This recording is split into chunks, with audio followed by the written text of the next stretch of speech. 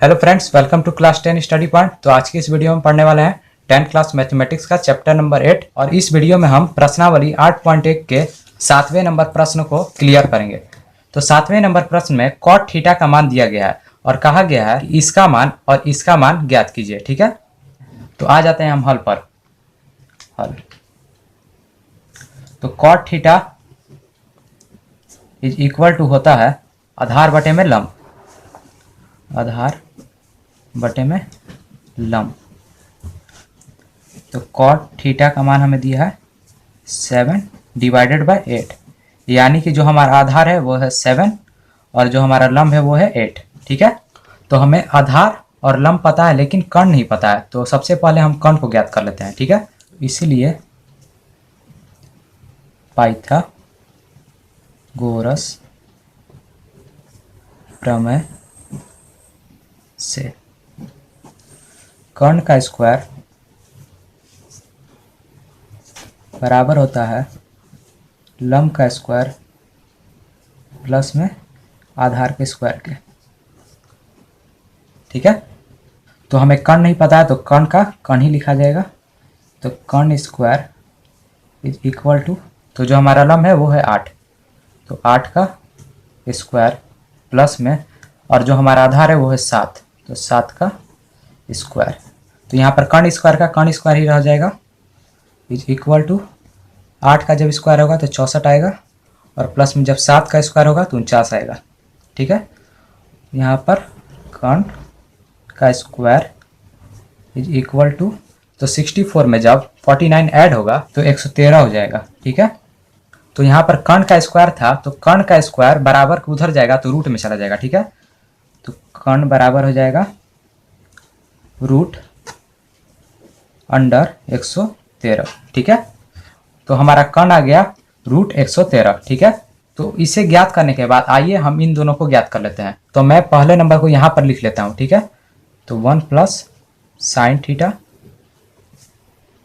1 minus में sine theta divided by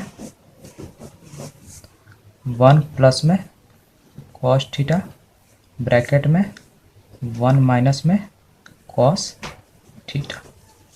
तो यह ए स्क्वायर माइनस बी स्क्वायर का फॉर्मूला जैसा लग रहा है। तो देखिए यहाँ पर ए प्लस बी और ए माइनस बी। ठीक है, और यहाँ पर भी ए प्लस बी और ए माइनस बी। ठीक है, तो हम इसे लिख सकते हैं ए स्क्वायर माइनस बी स्क्वायर के फॉर्म में। ठीक है, तो आइए लिख लेते हैं इज इक्वल टू, तो जो हमारा ए है वो है 1, तो 1 का स्क्वायर माइनस में, तो जो हमारा बी है वो है साइन थीटा, तो साइन थीटा का स्क्वायर डिवाइडेड बाय,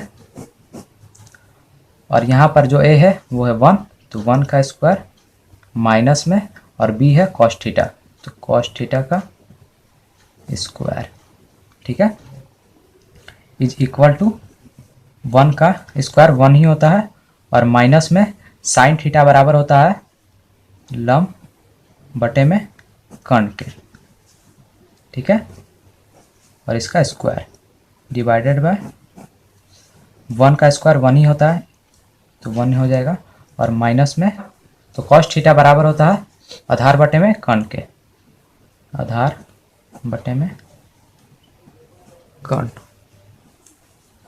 और इसका स्क्वायर था तो स्क्वायर इज इक्वल टू, तो 1 था तो मैंने 1 लिख दिया, और माइनस में जो हमारा लंब है वो है 8, तो यहाँ पर हम लिख देंगे 8 डिवाइडेड बाय, और जो हमारा कर्ण है वो है रूट में 113, तो अंडर रूट 113 और इसका स्क्वायर। ठीक है, डिवाइडेड बाय 1 का 1 था और माइनस का माइनस हो गया, और जो हमारा आधार है वो है 7, तो ब्रैकेट के अंदर 7, और बटे में जो हमारा कर्ण है वो है रूट अंडर 113 और इसका स्क्वायर इज इक्वल टू, 1 था तो हमने यहाँ पर 1 लिखा, और माइनस में, और ये पूरा स्क्वायर में था तो 8 का स्क्वायर 64 होता है तो हमने लिख दिया 64, और रूट 113 का स्क्वायर 113 हो जाएगा, यानी कि रूट हट जाएगा, डिवाइडेड बाय, यहाँ पर 1 था तो हमने 1 लिख दिया, और माइनस, तो ये पूरा स्क्वायर में है तो 7 का स्क्वायर होगा तो 49 हो जाएगा, और डिवाइडेड बाय तो रूट 113 का स्क्वायर होगा तो रूट हट जाएगा तो हो जाएगा 113 इज इक्वल टू, तो यहाँ पर 1 मान लीजिए, यहाँ पर 1 छुपा हुआ रहता है तो 1, तो रूट, तो यहाँ पर 113 का हमने एलसीएम ले लिया, ठीक है। तो 113 का एलसीएम 113 ही होगा, और यहाँ पर हो जाएगा 113 माइनस में 113 से 113 एक बार में कटता है, 1 से जब 64 को गुना कीजिएगा तो 64 ही होगा, ठीक है। और डिवाइडेड बाय 113 का एलसीएम लेंगे, और 113 को 1 से जब भाग दीजिएगा तो 113 बार में जाएगा, और 113 को जब 1 से मल्टीप्लाई कीजिएगा तो 113 हो जाएगा, और 113 को 113 से जब डिवाइड कीजिएगा तो एक बार में जाएगा, एक को जब 49 से गुना कीजिएगा तो 49 ही रह जाएगा, तो यहाँ पर हो जाएगा माइनस का 49, ठीक है। इज इक्वल टू 113 से जब 64 जाएगा तो 49 हो जाएगा, और डिवाइडेड बाय 113 का 113 और डिवाइड ये मेन बटा, और 113 से जब 49 जाएगा तो 64 हो जाएगा, और डिवाइडेड बाय 113, ठीक है। इज इक्वल टू, तो 49 डिवाइडेड बाय 113 था तो हमने लिख दिया 49 डिवाइडेड बाय 113, तो इसको जब मल्टीप्लाई में भेजिएगा तो 113 ऊपर चला जाएगा और 64 नीचे आ जाएगा, तो 113 से 113 कैंसिल हो गया, तो हमारा आ गया 49 डिवाइडेड बाय 64। ये आपका हो गया पहला आंसर, ठीक है।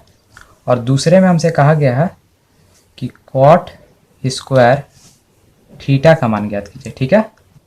तो cot theta is equal to होता है आधार बटे में लंब, तो जो हमारा आधार है वो है 7 और जो हमारा लंब है वो है 8, ठीक है।